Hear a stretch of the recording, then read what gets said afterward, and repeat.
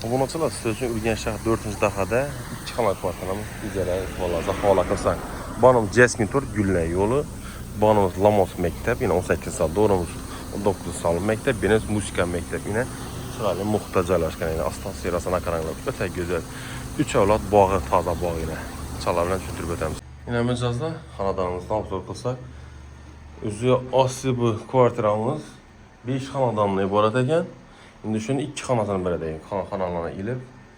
Yo'nsa rakoynamiz faqat oila bellamog'i. Yaxshi oila bo'lsa, Yaxshi oila bo'lsa, texi bo'lsa, hojatxona, yuvishxonamiz alohida joylashgan. Yine hojatxonamiz.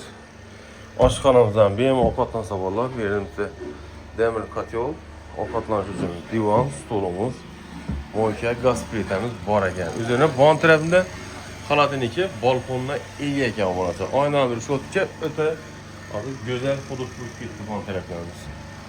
Yangi Obod ko'chasi desak ham bo'ladi. Berimizda Qilodobga